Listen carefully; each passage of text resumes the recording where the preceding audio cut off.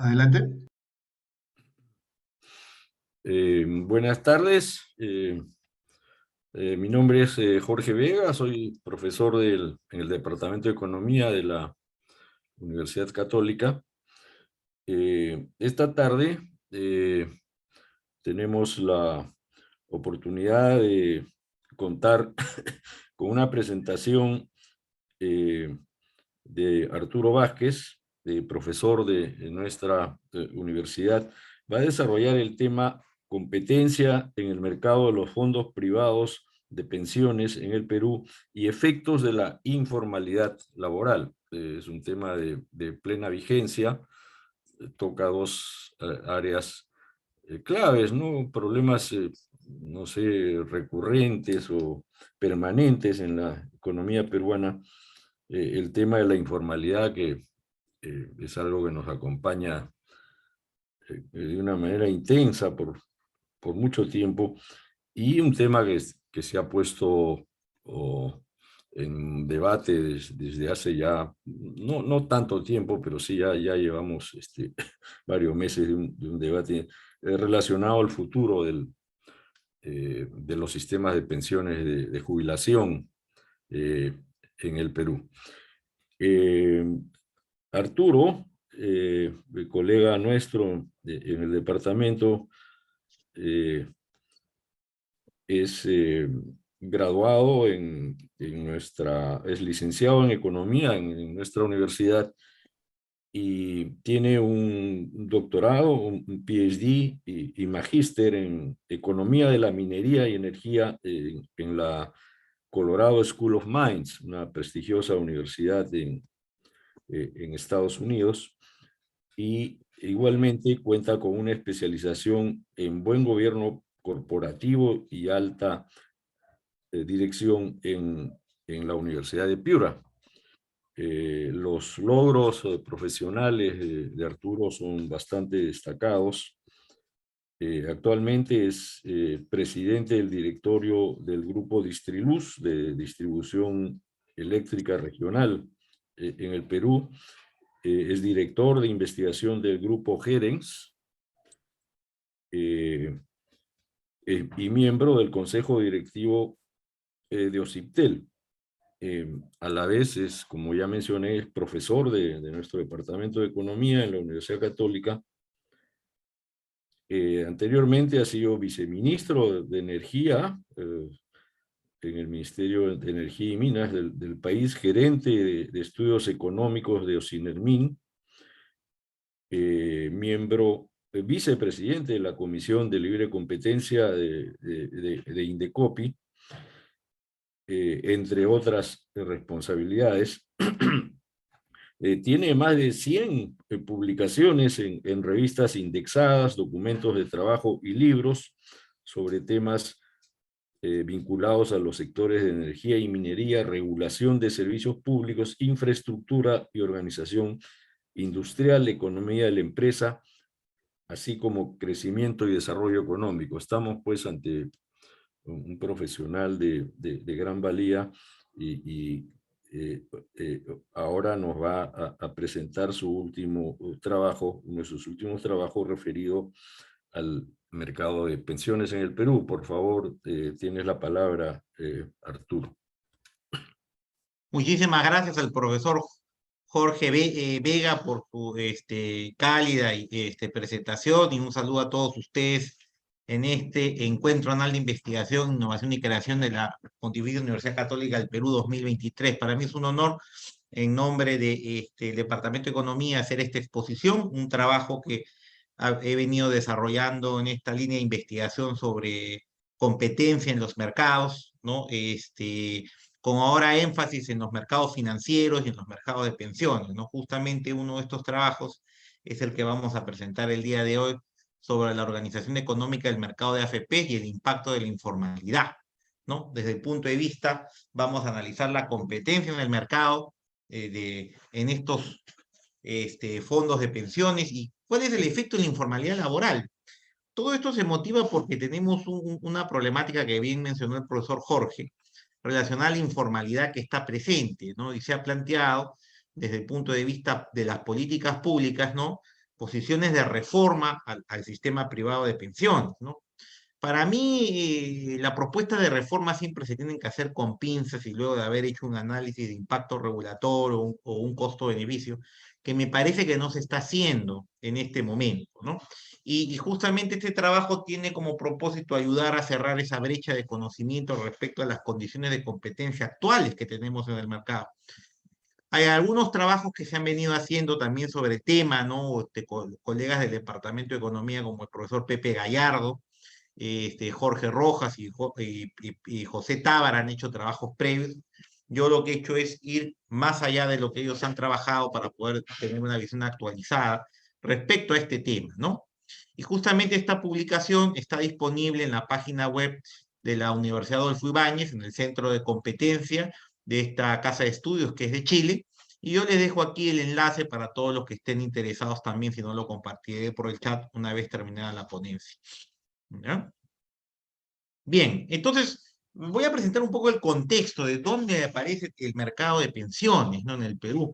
Ya teníamos un antecedente de lo que se llamó el Sistema Nacional de Pensiones, que administraba allá por los años 70 y 80 lo que se llamaba el Instituto Peruano de Seguridad Social o el IPSS, que a fines de los años 80 se encontraba en un proceso de insolvencia y quiebra, ¿no? Debido a varios problemas, ¿no? Uno de ellos era el proceso de hiperinflación que erosionó la base de los aportes de los pensionistas del sistema público. El otro problema fue la deficiente gestión pública de estos fondos. Tercero, la politización en la gestión de los fondos estatales de pensiones, que llevó todo esto pues a una administración política, ¿no? Es más, el Estado empezó a utilizar los fondos de pensiones para otros propósitos, ¿no?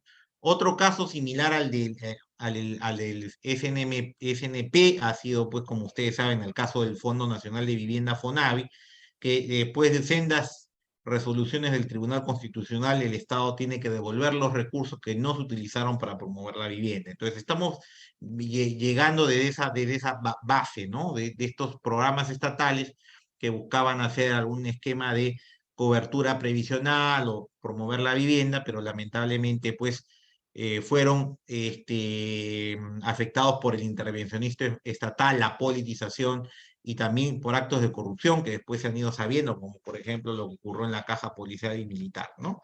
Bueno, en el año 1992, con esta crisis, pues es que se lanza, ¿no? La ley 25897, que propuso la creación del sistema privado de pensiones, ¿no? El sistema privado de pensiones, ¿no?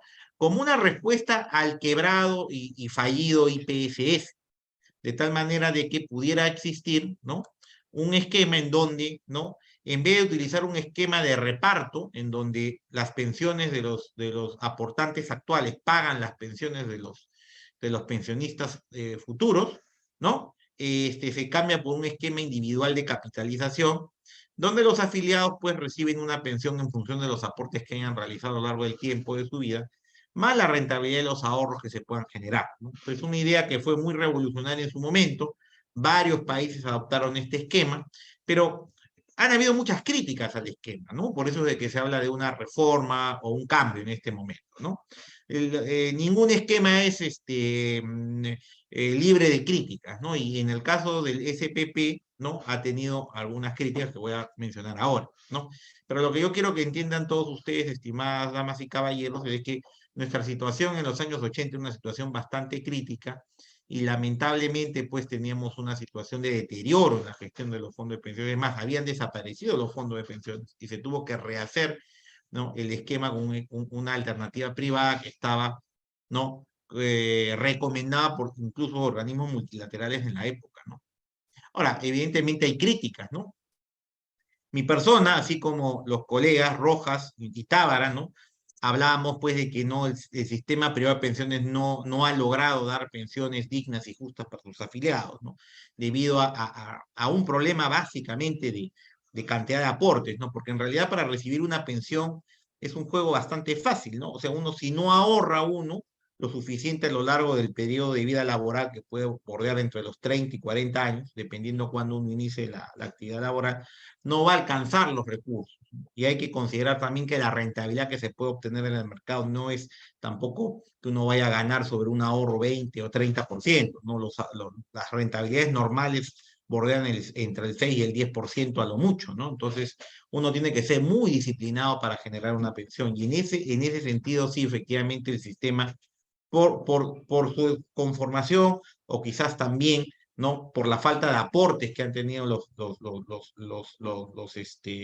aportantes a lo largo del tiempo, también no ha podido generar pensiones suficientes, ¿no? El otro caso, otra crítica reciente es la de Alcalá, pues evidentemente las AFP han obtenido altas rentabilidades, ¿no? Eso es innegable de ver los estados financieros de las administradoras de fondos de pensiones, en donde ellas han obtenido altos niveles de ROE, ROA, rendimiento sobre el patrimonio o sobre los activos, y altas utilidades con las comisiones que cobran, ¿no? Pero ese tema, como les digo, tiene una explicación en la estructura de mercado, porque estamos hablando de un contexto, como voy a mostrar ahora, de alta concentración industrial. Entonces, las comisiones han tenido unos costos altos por la cantidad de agentes que han habido, ¿no?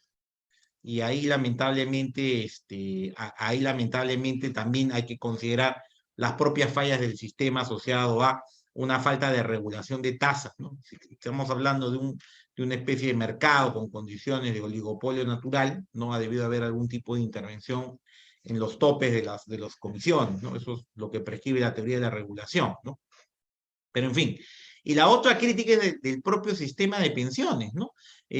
Aldo Ferrini, que es un gerente de una de estas AFP, en una entrevista que dio a Canal N hace poco, dice, ¿no? Solo las administradoras percibieron el impacto macroeconómico de un mayor fondo de pensiones, más no cuál era la pensión mínima del jubilado.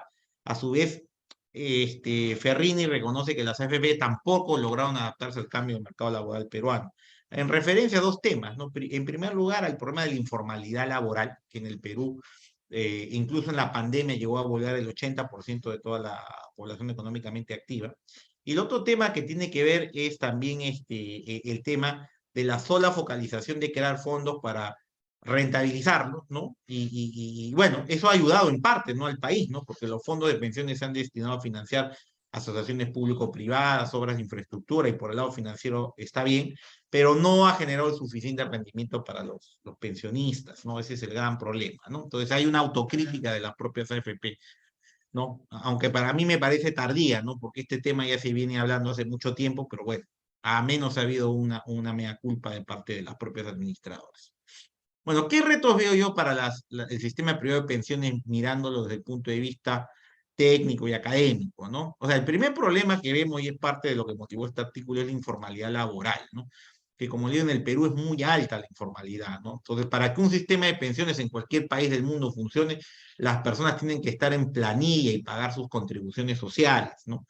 En un país como el nuestro, donde la mayoría de empresas, ¿no?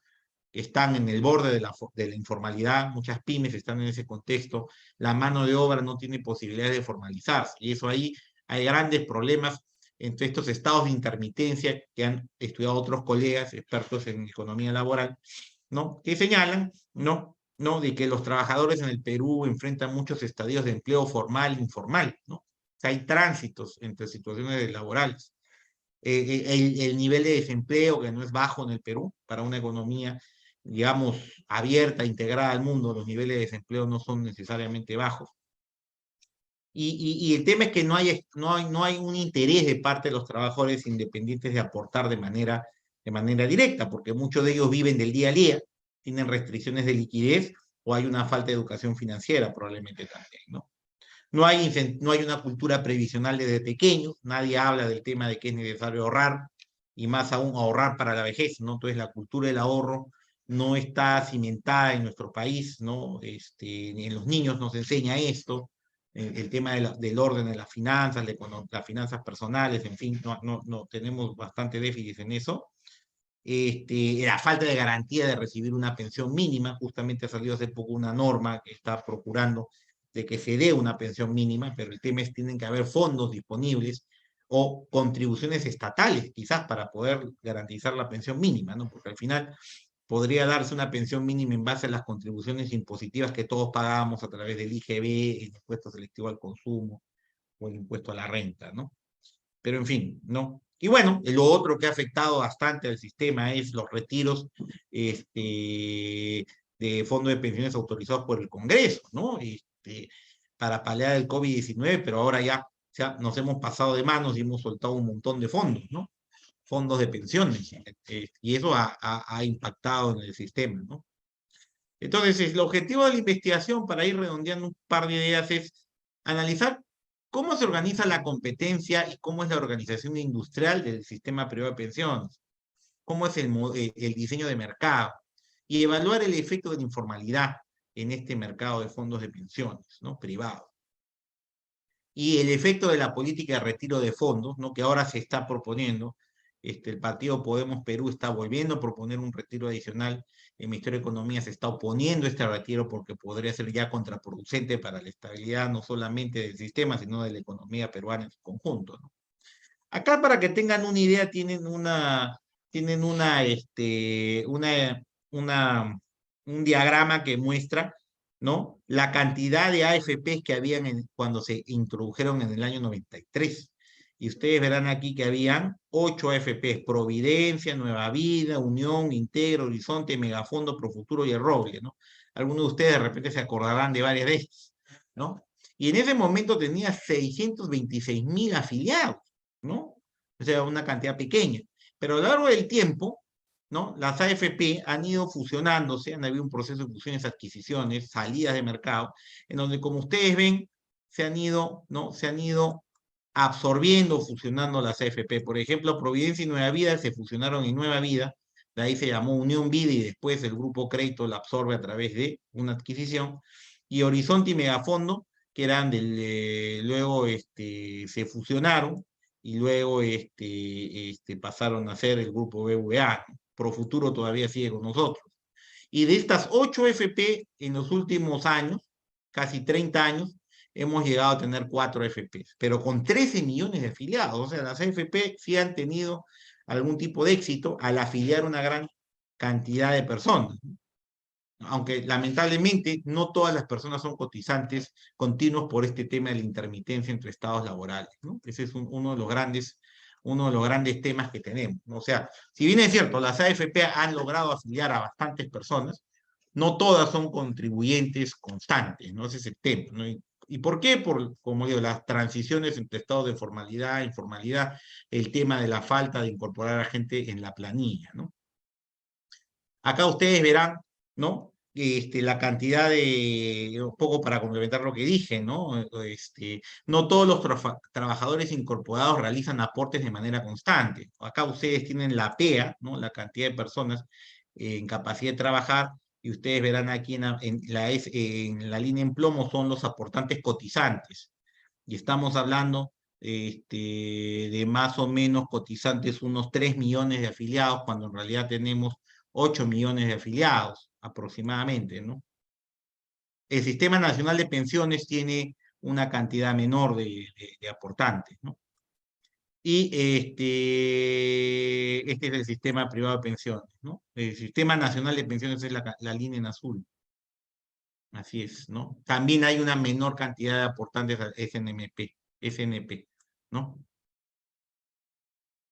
Entonces, los trabajadores que tengan una menor cotización tendrán una menor pensión de jubilación porque aportan menos. Y esos son los dos sistemas, ¿sí?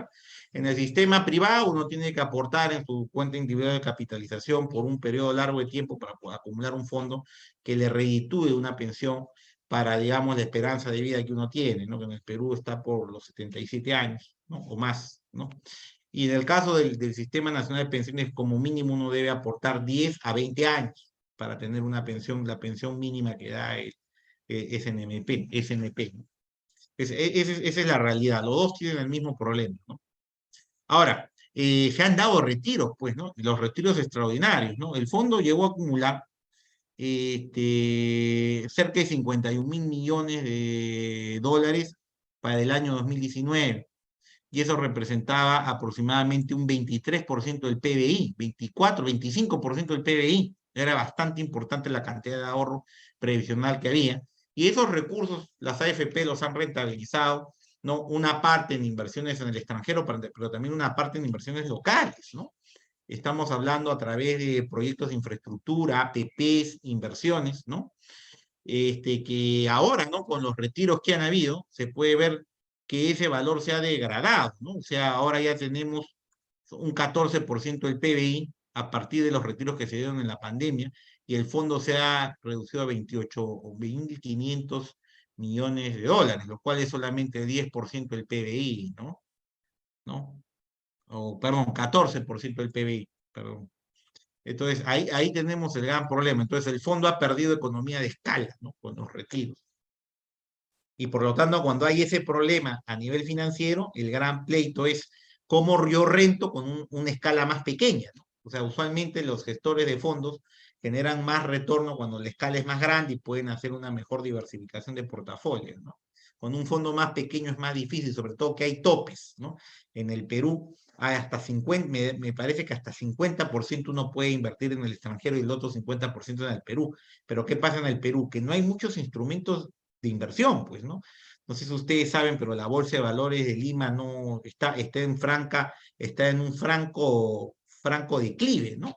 Como mercado de valores. No se están emitiendo tampoco bonos corporativos o títulos valores en donde estas entidades puedan invertir, ¿no? Entonces es un problema, ¿no? La escala, ¿no? Entonces, acá ustedes verán, ¿no? Las comisiones y primas de seguros por empresa de fondos. Acá la retribución de los afiliados de las AFP por el manejo de sus fondos se realiza mediante dos esquemas, ¿no? La comisión por flujo, la comisión mixta, ¿no?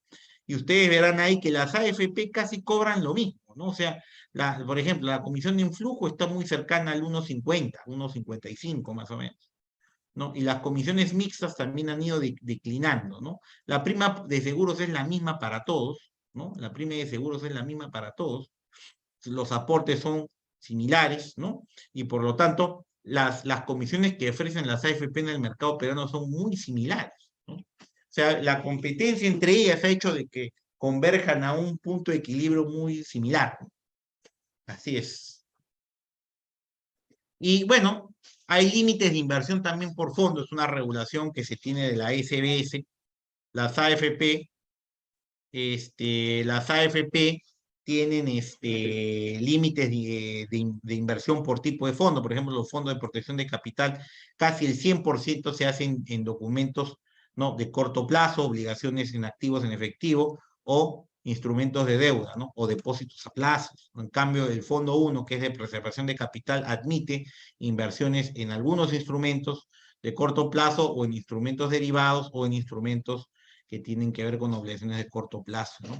Y así, ¿no? Entonces hay una regulación en lo que pueden invertir las AFP, ¿no? Cual de alguna manera le quita cierta flexibilidad a ellos. Entonces se han creado como 3 perfiles de usuarios, ¿no? Preservación de capital, el que es adverso a riesgo, que es el fondo 1, el neutral al riesgo, balanceado, y uno que puede tener más propensión a ser tolerante al riesgo, ¿no? Esto es lo que hay. Ahora, desde el punto de vista de la oferta y desde el punto de vista de la organización industrial, ¿qué tenemos? ¿No? O sea, por qué es que tenemos pocas AFP? ¿No? Ustedes han visto que hay un proceso, ¿no? Arrancamos con 8 AFP, pero la competencia o las propias condiciones del mercado, las condiciones regulatorias han hecho que converjan a 4 y no parece que vaya a entrar alguna otra AFP, ¿no? Entonces ahí tú tienes, por ejemplo, barreras endógenas, ¿no? Hay algunas barreras en donde lo que ha ocurrido es que ha habido mucho, al principio de la reforma, mucho gasto en publicidad, ¿no? El gasto en publicidad transforma eso, pues, en ciertos, lo que llamamos los economistas, costos hundidos, endógenos, ¿no? Las propias empresas hunden inversiones en publicidad para crear fidelidad en el consumidor, ¿no? Esa es la primera causa de por qué, ¿no? La gente prefiere ir a cierta FP respecto a otra nueva, ¿no? Tiene más confianza, la gente la conoce más, ¿no? Entonces hay esa inercia generada por los costos hundidos endógenos asociados de la publicidad. Por el lado de las barreras exógenas, legales y regulatorias, hay todo un proceso de cumplimiento, pues, ¿no? Para poder abrir una FP hay ciertos requisitos de capital, ¿no? Hay que establecer hundir inversiones, ¿no? En tener centros de atención, ¿no? Todo el proceso de salida de una FP también pasa por un proceso regulado de liquidación, ¿no? y el problema también es el riesgo regulatorio, ¿no? Porque una vez que entra una AFP al mercado peruano está sujeta a cambios inesperados de la regulación, ¿no? Como por ejemplo el tema de los retiros no programados, ¿no? Estos retiros que se aprobaron en el COVID, entonces eso desestabiliza el marco regulatorio, entonces eso disuade la entrada, ¿no? Y las barreras estructurales tienen que ver con los servicios financieros, como el de las AFP, tienen un tema de funcionamiento, ¿no? Necesitas mayor cantidad de fondos para operar con economía de escala y poder tener reducciones en las comisiones, ¿no? Ese también es uno de los grandes problemas. Y eso le pasa a todos los fondos de inversión, en realidad, fondos mutuos o fondos en private equity, por ejemplo, ¿no? Pero no se alcanzan las suficientes economías de escala. ¿Por qué? Por lo que comentábamos con el profesor Jorge, ¿no? La informalidad, la informalidad laboral restringe la cantidad de cotizantes, ¿no? Entonces no puedes tener suficientes recursos aportados, ¿no? Para que se acumule un stock suficiente que pueda ser eficientemente transado, ¿no? Entonces, acá justamente por el lado de las condiciones de competencia, lo que quiero explicarles es de que no, en el fondo el producto que ofrecen las AFP, que es el ahorro previsional para el pago de una pensión en base a una cuenta individual de capitalización, se ha vuelto un commodity, ¿no? Porque básicamente las AFP ofrecen la misma rentabilidad casi por fondo, ¿no? O sea, todos están ofreciendo 7% en el fondo 3, prácticamente 5 o 6% en el fondo 1, ¿no? Entonces, o sea, irte de una FP a otra no te va a dar un mayor o menor retorno, ¿no? O sea, más o menos hay un retorno promedio. Entonces, pues la rentabilidad nominal analizada de cada FP durante los últimos 9 años ha sido similar por tipo de fondo, ¿no? Entonces es como que si yo me traslado a otra en realidad, no, o sea, no voy a esperar que una gane más o una gane menos, ¿no? Otro tema que hace que esto sea como un producto homogéneo prácticamente es el tema del salario, perdón, perdón, de la retención del seguro, ¿no? Que es la tasa de la prima es para todos igual, ¿no? Y eso es porque el seguro se licita como un todo para todos, ¿no? Eso también nos genera un efecto diferenciador. Las comisiones que cobran las AFP tampoco son muy diferentes, ¿no? Entonces, como verán acá, en esta lámina ustedes verán cómo han ido convergiendo las comisiones, ¿no? Hasta la fecha se han hecho 6 subastas que permitieron reducir la tasa de la comisión por flujo o sobre la remuneración bruta hasta 0% y una reducción de 37% en la tasa de comisión por saldo, ¿no? Entonces se darán cuenta aquí que en la sexta licitación que fue el año pasado, la tasa de comisión para lo que es el aporte mixto es, en realidad ustedes verán, ¿no? 0.78, ¿no? Y 0%, ¿no? ¿Para qué? Para el componente que es fijo, ¿no? Se cobra una 70.78 por el saldo, y eso estaba en 1.25. 0.47 para la comisión por flujo, se ha reducido a 0 prácticamente, ¿no? Entonces, eso ha forzado, como les digo, un proceso.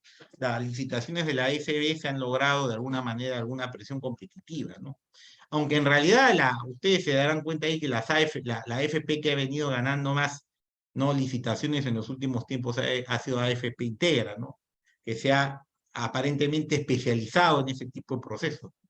Porque al principio entra Habitat, ¿no? La FP Habitat, que muchos de ustedes conocen, que entró en un contexto de ingreso al mercado, una nueva FP ingresó, pero en ese contexto también salió BBVA, que era la FP Horizonte, ¿no? Entonces ha habido esos movimientos. Por lo tanto, las tasas de comisiones mixtas y de flujo, así como la similitud en cuanto a la rentabilidad anualizada de cada FP en los distintos fondos que manejan, ha hecho que el servicio se vuelva uno de tipo muy estandarizado, ¿no? Entonces ya la gente en realidad no se preocupa tanto, ¿no? Aunque hay todavía cierto efecto de la publicidad, hay todavía el tema del acercamiento al cliente con incentivadores o personas que uno lo visitan, todavía hay eso. Ya no hay tanto efecto diferenciador por el tema de la rentabilidad, ¿no? Al menos eso es lo que dicen los datos, ¿no? Y entonces verá, como ustedes verán en las salidas de afiliados de las administradoras de fondos para traspasos. Los traspasos han sido muy pocos, ¿no? Por ejemplo, en el año 2010 solo hubo un 0.90% de traspasos, ¿no? De 41.903 traspasos, ¿no? Y el pico ha sido el año 2019 prepandemia, ¿no? que hubo 116.854 traspasos, que significa solamente el 1.6% de todos los afiliados. Entonces, en realidad, los afiliados tienen pocos incentivos a cambiarse, ¿no? De repente esto se explica, esbozo una hipótesis de la investigación, que esto se puede ver un problema de economía del comportamiento, sesgos conductuales de status quo que generan una inercia en el consumidor, puede ser que haya una inercia, ¿no? No hay restricciones para el traspaso, es más, ahora uno pudiera traspasarse mucho más rápido. Entonces, solamente en los últimos 5 años han habido 361.000 traspasos, ¿no? Respecto a una cantidad de casi 8 millones de afiliados. Entonces, como se darán cuenta, ¿no? No es que sea algo, no es que esto mueva un poco el mercado tampoco, ¿no? Y acá se verá la concentración industrial, ¿no? La concentración industrial se mide a través de un índice que llamamos el índice de Herfindahl-Hirschman, ¿no? En donde lo que se tiene pues es un número con el número de afiliados. Entonces, la industria, para que ustedes tengan una referencia, ¿no? Hay una industria que tiene un índice de Herfindahl por debajo de los 1.000 puntos, es una industria bien competitiva, ¿no? Un Herfindahl que está entre los 1.000 y 1.800 puntos es una industria medianamente concentrada, y entre 1.800, más allá de 1.800, por encima de 2.000, ya es una industria con concentración. Bueno, lo que hemos observado es que justamente desde el diciembre del 93, que nacen las AFP con casi 1.500 puntos, una industria medianamente concentrada, se eleva a 1.749 y luego, con las fusiones y adquisiciones, salta a 2.501. Y ahí es donde eso se ha quedado perenne, ¿no? Perenne, ¿no? Entonces ahí donde está funcionando pues la poca competencia, ¿no? Se puede observar que ahí ha habido poca competencia. Estabiliza en 4 AFPs y el status quo se había mantenido. Quizás ahí es el periodo entre el año 99 y casi el 2011, en donde ha venido la mayor cantidad de quejas porque las comisiones se mantuvieron altas. Y se mantienen altas porque hay pocas empresas. Entonces, en un contexto donde hay pocas empresas, usualmente los precios son relativamente más elevados. Una falta de regulación, quizás en topes a las comisiones, que también algunos especialistas de la época hablaban de poner topes o cargos a regular el cargo, ¿no? Pero no se hizo eso en su momento, ¿no? Luego hay un disparo en la concentración casi a 3.200 puntos, 3.300 puntos. Eso fue cuando salió el BBVA, sale del mercado a través de AFP Horizonte. Y después ha venido una declinación de ese índice por la entrada de AFP Habitat. Y quizás luego después también por el tema de las licitaciones que hizo la SBS. Pero a partir del año 2018 es que hay un giro y aumenta la concentración. Y eso se ha estado dando, desde mi punto de vista y viendo los datos, porque hay una menor cantidad de afiliados, ¿no? Entonces, como hay una menor cantidad de afiliados y hay una misma cantidad de empresas, y en un contexto de status quo en donde hay barreras a la entrada y salida, entonces, evidentemente la concentración sube, ¿no? Y aparte también el problema del aumento de la informalidad laboral que reduce la cantidad de cotizantes, ¿no? Y entonces eso es lo que explicaría por qué sube la curva, ¿no? Bueno, y para ir terminando esta sección y ir también ya avanzando con la presentación para dar espacio a las preguntas, la estructura del sistema privado de pensiones en el Perú tiene una estructura en donde hay condiciones de oferta y demanda que permiten, digamos, configurar una industria de 4 empresas, ¿no? Hay costo de transacción bajo para la sustitución, pero hay una inercia del consumidor a cambiar de AFP. No hay barreras al cambio de AFP, pero como le digo, hay un status quo, una inercia del consumidor que hace que la gente no quiera cambiar mucho de AFP. Ustedes ven que no llegamos ni al 1% de traspasos por año. Por el lado de la oferta, ¿no? Las primas y comisiones no están reguladas, pero sí se estableció un mecanismo competitivo de licitaciones. Pero hay ciertas barreras, ¿no? A la entrada que hacen difícil que entre una AFP, ¿no? Por el lado de los costos hundidos asociados a la inversión en publicidad y marketing, los costos exógenos asociados a la regulación y las barreras legales y ciertas barreras estructurales que se asocian por el lado de la cantidad de cotizantes al problema de la informalidad laboral, ¿no? Que es lo que voy a hablar ahorita. Entonces, el resultado es, ¿no? ¿no? No hay tantos nuevos ofertantes, ¿no? Hay una mayor concentración en la industria, que es lo que observamos ahora, y una baja predictibilidad por el lado regulatorio, ¿no? No sabemos cuándo va a cambiar la norma, hay una reforma en ciernes, ¿no? Y eso también disuade a cualquier gestor de fondos, ¿no? Sobre todo también el riesgo político que hay en el país después de todos los problemas que hemos tenido desde el 2021, ¿no? Ahora, por el lado de la informalidad laboral, ¿no? Yo había ido adelantando algunos temas, afecta definitivamente el sistema de pensiones y lo va a afectar sea público o sea privado. O sea, esto es independiente de la manera en que se estructure el fondo, ¿no? Con una visión más privada o una visión más pública. ¿Por qué? Porque la informalidad laboral lo que hace es generar deseconomía de escala en cualquiera de los dos sistemas, dado que restringe la cantidad de trabajadores que se pueden afiliar a las AFP o a la ONP, que es el lado público, todos los meses, con lo cual se reduce la cantidad de fondos que se ponen.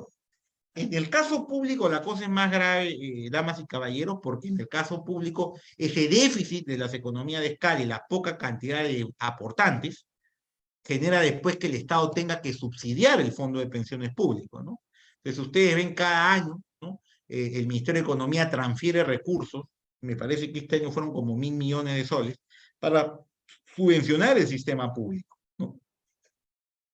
Varios autores, ¿no? Hablan de que la informalidad es un tema que se asocia mucho pues al tema regulatorio, las altas cargas tributarias que enfrentan las empresas, especialmente las pequeñas y medianas empresas, y un marco normativo pues para la contratación de mano de obra que es muy restrictivo, ¿no? O muy rígido, ¿no? Lo cual disuade que se pueda contratar a las personas, ¿no? Bajo un régimen formal y que cumpla con todos los beneficios sociales.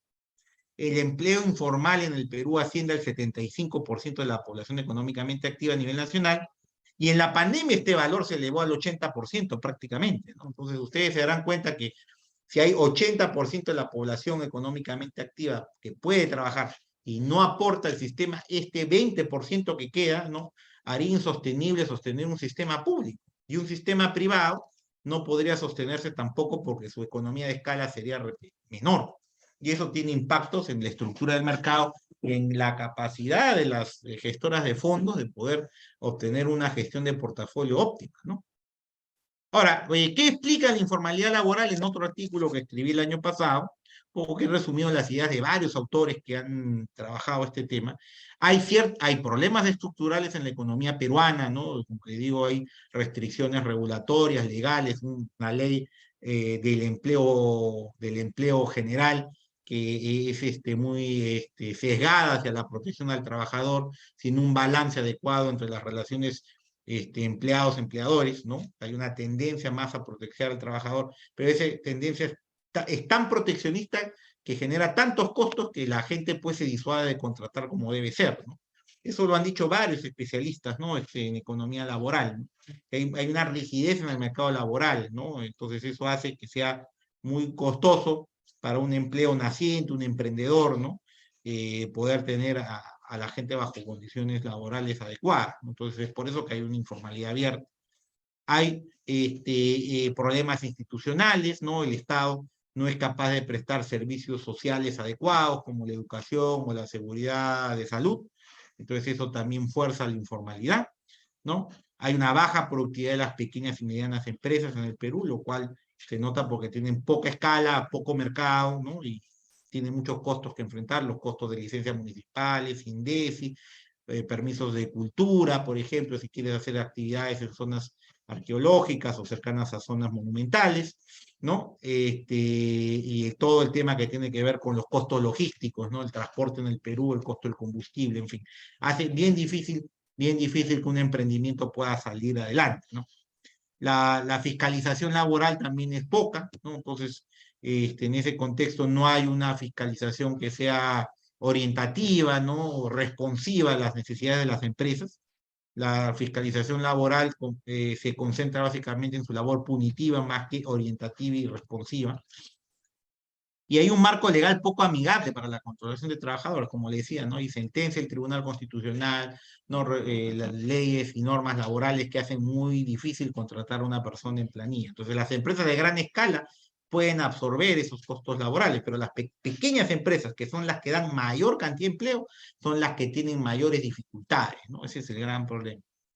Entonces, si las empresas contaran con mejores condiciones para la contratación de mano de obra, a menos en el caso de las MIPES, entonces se generaría un proceso virtuoso, ¿no? Porque podríamos tener más empleos formales y por lo tanto más personas contratadas que puedan a través de su planilla pagar los beneficios de la previsión social o la AFP, ¿no? Y acá está el gran tema, pues, ¿no? La relación entre el mercado laboral y el sistema privado de pensiones es bastante fácil, es un problema de flujos y stocks, ¿no? Tienes un conjunto de personas que entran al mercado formal, pero también al informal, ¿no? Y como este flujo se va reduciendo, el tamaño del sector de AFP se va reduciendo. ¿Se acuerda? Este es un tema que no, nadie está hablando. No he escuchado realmente una discusión seria respecto al análisis del impacto de la informalidad en cualquier sistema de pensiones, ¿no? Entonces, si esto no crece en volumen, ¿no? No va a haber magia, ¿no? O sea, no voy a obtener rentabilidades altas ni a gran escala para la gente para pagar las pensiones. Entonces, el sistema tendría que ser subvencionado si quiero dar una pensión digna. Tendría que venir de los impuestos, contribuciones fiscales, que en el pasado en el Perú han costado muchos problemas, ¿no? Realmente en el Perú hubieron problemas de insolvencia fiscal debido a todo el gasto que se dio en las planillas públicas y en el pago de pensiones, ¿no? Cosas que se está observando, ustedes han visto en el caso de Francia, en donde el sistema de pensiones francés es insolvente, se ha vuelto insostenible, han habido intentos del gobierno de hacer ajustes, ¿no? Y ha habido toda una cantidad de protestas. Evidentemente hay un problema político ahí, pero lo cierto es que económicamente el sistema ya no es solvente, ¿no? Y hay otro problema que quería mencionar antes de terminar, el pleito asociado al bono demográfico, ¿no? O sea, hay países como Perú que todavía tienen una renta demográfica, porque tenemos todavía gente joven que podría aportar para pagar las pensiones de las personas que están en proceso de jubilación, pero como ustedes saben, a medida que la economía crece, el bono demográfico se acaba y vamos a tener más personas mayores, ¿no? Entonces, un sistema de reparto puro sería inviable, ¿no? Y bueno, los fondos de pensiones han generado un montón. Los retiros de los fondos extraordinarios ha sido todo un problema, ¿no? Para terminar, el sistema de pensiones peruano ha sido reformado mediante la introducción de un esquema de administración privada en el Perú, pero que coexiste con un esquema de reparto. O sea, ya tenemos un sistema público y un sistema privado. La mayor cantidad de gente prefiere el sistema privado. Y una vez había leído una encuesta de algunas de estas encuestadoras importantes y la principal razón que dicen para pasarse del público al privado es que, ¿no? Quieren tener su plata, ¿no? Y no quieren que el Estado les confisque el dinero, ¿no? Porque al final el manejo estatal, ¿no? Ya en el pasado, en el Perú, ha mostrado de que el Estado siempre le mete la mano a los fondos, como Fonavi o el IPFS, ¿no? Entonces, hay un temor todavía en la gente respecto al fondo público, ¿no? El otro tema es que el sistema privado alcanzó a un porcentaje importante del PBI, aproximadamente el 20% del PBI, 51.000 millones de dólares, pero eso se ha contraído, ya el sistema perdió economía de escala, por el problema de los retiros extraordinarios. A eso ha caído a 28.000 millones de dólares, ¿no? La aprobación de los retiros extraordinarios, los requerimientos de la SBS para ingresar y salir al mercado, la reforma del esquema de licitaciones y la aprobación de una pensión mínima han generado ciertas barreras que disuaden la entrada de nuevas AFP, especialmente el riesgo regulatorio, el riesgo político, ¿no? Que eso también disuade la entrada, ¿no? Los gastos en publicidad por captar una mayor cantidad de clientes han creado barreras endógenas, ¿no? Como le digo, posicionamiento de ciertas marcas de AFP en la mente de la gente, las ven como reputadas y confiables, ¿no? Las condiciones tanto de oferta como de demanda explican el IHH, ¿no? El IHH es un IHH que indica pues, que tenemos una situación de 4 empresas, ¿no? En un contexto de competencia con alta concentración, ¿no? Otro factor que ha venido contribuyendo al incremento de la concentración es la reducción de las economías de escala, menor cantidad de aportantes, menor credibilidad del sistema, ¿no? Y el tema de los retiros extraordinarios. Entonces, las reformas propuestas para modificar el sistema de pensiones no van a tener efecto, esa es la verdad, si es que antes no se atiende el problema de la informalidad y cómo lograr que la gente se formalice o inducirla a que hagan contribuciones, ¿no? De manera sostenida a lo largo del tiempo. Bien, eso sería todo de parte mía, Jorge, y agradezco a toda la audiencia por su tiempo y por haber escuchado la conferencia.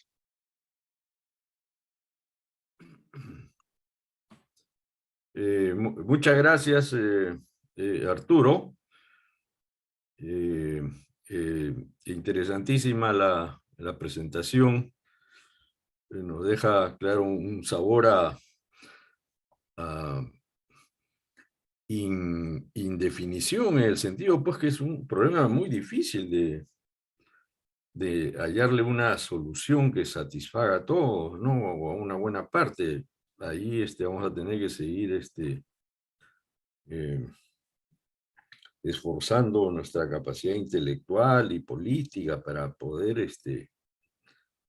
eh, tener un mejor sistema de pensiones, ¿no? Creo que has puesto el dedo en la llaga y estás sacando a luz algo que muchas veces no se quiere hablar y como tú lo has mencionado, está poco estudiado, que es el tema de la informalidad, que está tiene un fuerte impacto en cualquier diseño de sistema de pensiones. Bueno, eh, creo que hay preguntas en los chats, no sé si tú tienes acceso a ellos, Arturo, y también Sí, quizás podríamos empezar por responder lo que tengas y también cada uno, dependiendo del tiempo, podrá hacer preguntas verbales o agregar por escrito en estos minutos que faltan. Así que vamos a proceder a la etapa de preguntas y respuestas, agradeciendo nuevamente a Arturo y a los participantes. muchas gracias, Jorge. Sí, efectivamente es un tema, como te digo, bien controvertido, ¿no? La idea de este trabajo es aportar, ¿no?, mayor claridad respecto al tema del diseño de mercado y por qué este mercado está estructurado como está, ¿no? Por ahí me preguntan, ¿no?, el tema de la concertación de precios. Ese es un tema bastante delicado de afirmar, ¿no? En nuestra legislación, la concertación de precios implica pues un proceso de cartelización que tendría que ser demostrado en un proceso ante Indecopi, ¿no? Yo he estado en Indecopi cerca de 4 años y conozco que hay una legislación asociada al decreto legislativo 1034, en todo caso tendría que haber alguna investigación de que hay una concertación. Cuando tú observas modelos de 4 empresas o de tipo oligopolio natural, como que estamos viendo aquí, porque esto es casi como un oligopolio natural, no necesariamente la existencia de comisiones altas se asocian a un abuso de posición de dominio, ¿no?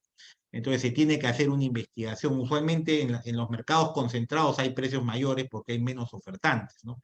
La idea justamente del trabajo es ver ahí, ¿no?, cómo es que se aumenta la competencia, hay otros proveedores de fondos, cómo se hace más fácil el aporte para el fondo, ¿te das cuenta?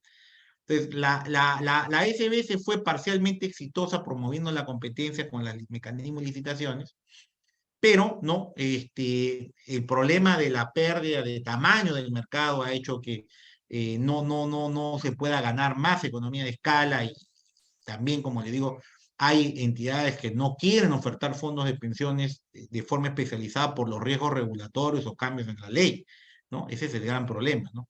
Otra pregunta que me hacen, Jorge, me dice, ¿por qué las pensiones de invalidez o supervivencia pasan a la compañía de seguros?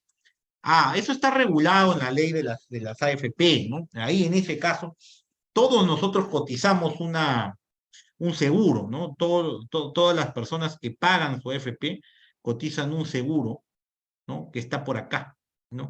Todos pagamos el 1,74 del sueldo para el seguro. Entonces, si uno se le califica como una persona que tiene invalidez, entonces esto se pasa a una previsión por siniestro y los fondos se pasan al seguro y el seguro calcula una pensión a perpetuidad, ¿no? Eso en realidad se hace para otros contextos también, por ejemplo, cuando hay siniestros o incidentes en otro contexto, ¿no? De ahí me dicen, tratar de regular a las AFP es como tratar de domar tiburones, existir una simetría tan grande entre usuarios y este oligopolio. La única medida dentro del libre mercado es anular la obligatoriedad de aportar a las AFP o a la ONP, o al menos que no sea obligatorio que el empleador retenga el aporte, ¿no? De esa forma, la AFP y la ONP se verían obligadas a realmente ser eficientes, ¿no? Me dice, ¿qué haría usted para eliminar el mercado cautivo? ¿No? O sea, la forma de aumentar la competencia es reduciendo las barreras a la entrada y generando un clima de inversión estable, reduciendo la incertidumbre, ¿no? Abrir otras alternativas de manejo de fondos, pero todo eso tiene que ser supervisado por la SBS, que es la entidad supervisora y reguladora de esta industria, ¿no? A veces se habla, como les digo, del contexto de las comisiones altas, ¿no? En otro contexto hubiera podido ser, se hubiera podido pensar, por ejemplo, como veo aquí, de una alta concentración, hablar de algún esquema de topes máximos a las comisiones, ¿no? Eso se planteó en su momento, ¿no? De poner topes máximos para evitar cualquier ejercicio de poder de mercado en un contexto de 4 empresas, ¿no? No se aplicó, ¿no? Eso habrá que pedirle, pues, cuentas a las personas que estaban regulando en esa época, pero eso es lo que hubiera pasado. Es como cuando se regula un monopolio natural en el sector de saneamiento, ¿no? La empresa de saneamiento tiene una concesión exclusiva y SUNAS aplica una tarifa, ¿no? Al cargo de agua. Entonces, podría haber pasado lo mismo, ¿no? Pero lo que propuso la SBS, en vez de poner topes, ¿no? Topes a las comisiones, es un esquema de licitaciones para meter más operadores y competencias, ¿no? Porque usualmente en el mercado financiero, ¿no? O sea, se prefiere meter más competidores, reducir las barreras a la entrada que estar fijando cargos o tarifas, porque la fijación de cargos o tarifas también tiene distorsiones ocultas, ¿no? Eso es lo que se optó, ¿no? De ahí hay otra pregunta. Para mí, para reducir el tema del, como comenta aquí uno de los participantes, el tema del mercado cautivo es abrir a la competencia más operadores, reducir las barreras a la entrada y salida y establecer un esquema más cierto en términos de la regulación, ¿no? En este contexto es difícil que entren AFPs o gestores de fondos porque no se sabe cómo va a quedar la ley. Justamente el profesor Jorge decía, ¿no? Estamos en un contexto en donde es bien caliente la discusión porque en el Congreso se ha propuesto una ley de reforma, ¿no? ¿No? Y el Ministerio de Economía está proponiendo también un proyecto de ley, ¿se acuerdan? ¿No? Entonces, en un contexto de inestabilidad regulatoria es bien difícil que alguien quiera invertir, ¿no? Es un poco el problema. De ahí hay otra pregunta, Jorge, me dicen, ¿qué países con economías similares con grandes dosis de informalidad han logrado encontrar soluciones en este tema y la solución del fondo de pensiones de tomarlos como referencia, ¿no? Comparativamente a nivel de la TAM, ¿qué tan caras son las comisiones en nuestro país, ¿no?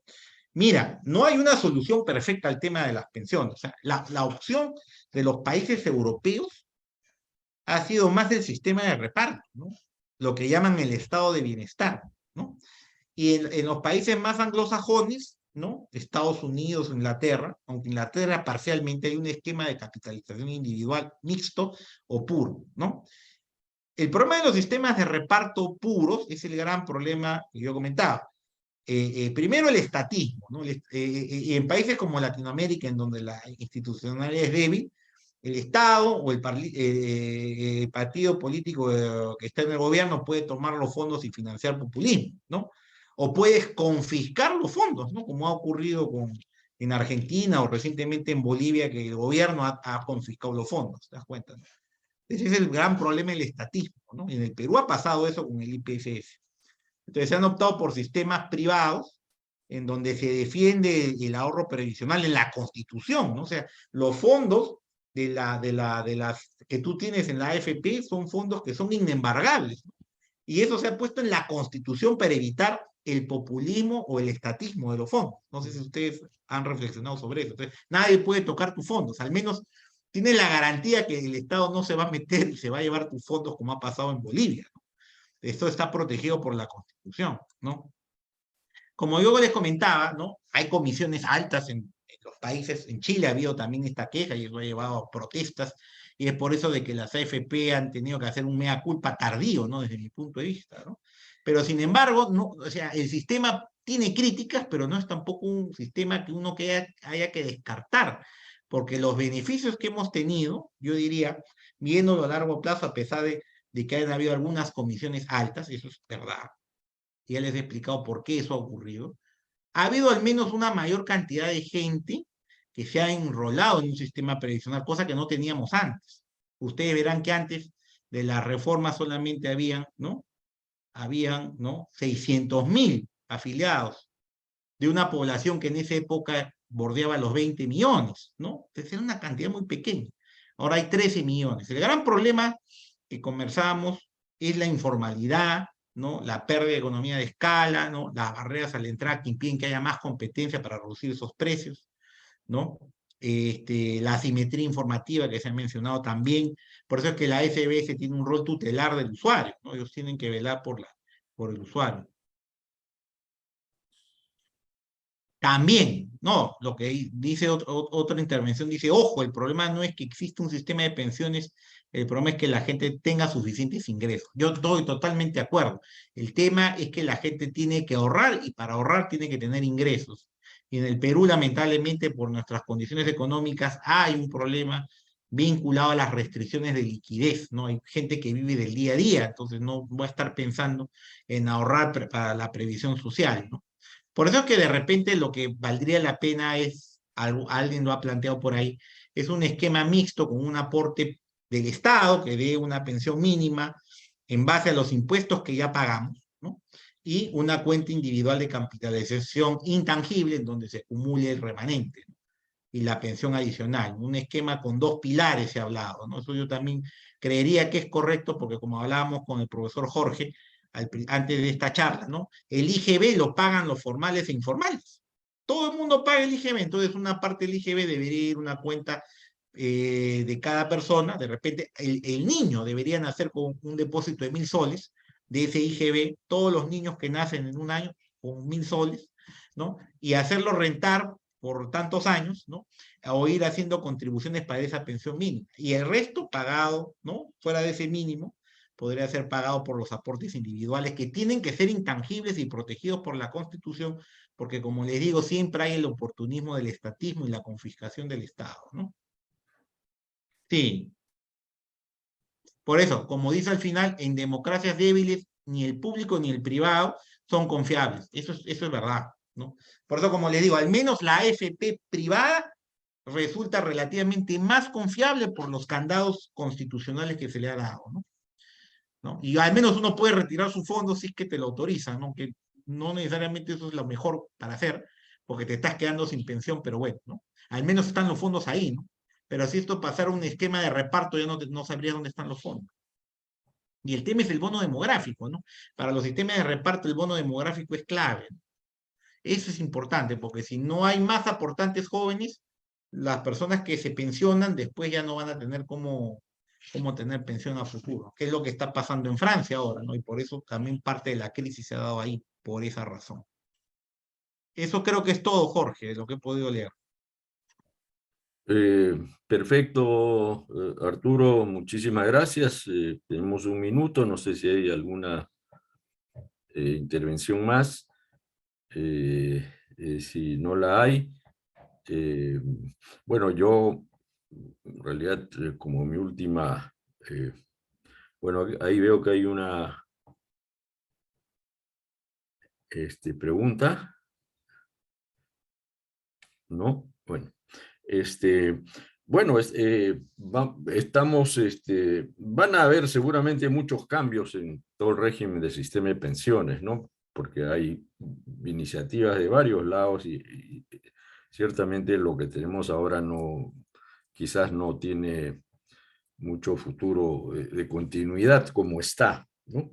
Yo en lo personal creo que la experiencia del régimen privado, con todos sus problemas, tiene muchas cosas positivas y creo que yo sugeriría pues que las propuestas de reformas no dejen de lado la importancia de tener la participación del sector privado en el sistema de pensiones. Volver a un régimen puro de reparto, ya lo ha mencionado Arturo, bueno, al menos ya sabemos que eso, cómo ha funcionado y eso va a seguir funcionando igual si regresamos a eso. Creo que el futuro debería recoger ambas experiencias. Y bueno, no sé si es todo. El tema probablemente lo seguiremos tratando en algún otro evento porque en los siguientes meses va a haber bastantes noticias al respecto. Muy bien, muchas gracias a Arturo, gracias a los Muchas participantes. gracias. Espero que haya sido de su interés para todos ustedes. Así Y este vemos. tema va a seguir dando que hablar porque estamos en pleno proceso de reforma, el proyecto de ley del Congreso y la iniciativa del Ministerio de Economía y Finanzas, ¿no?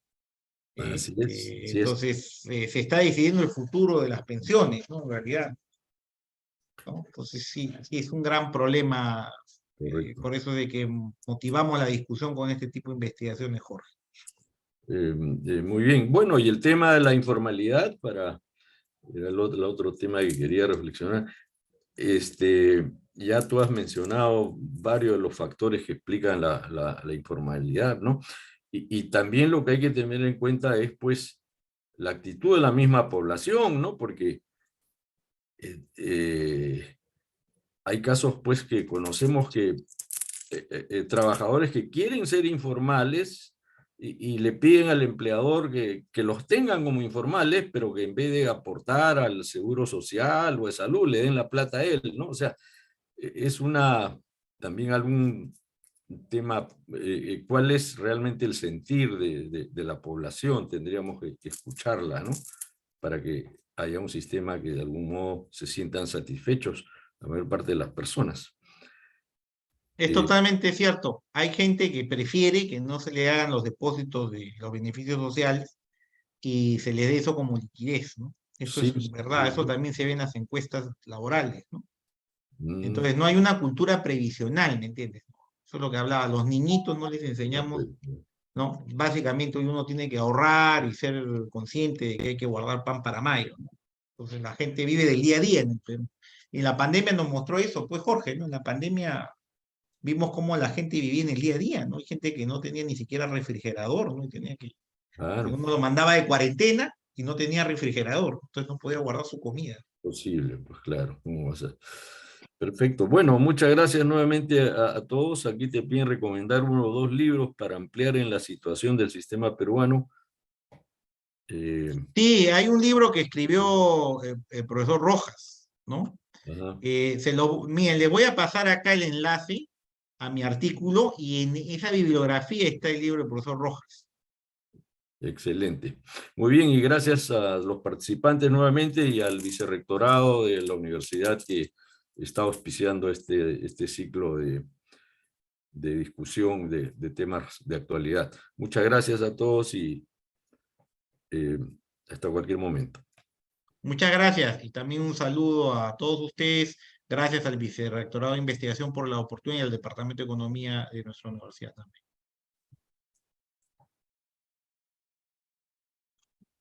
Muchas gracias.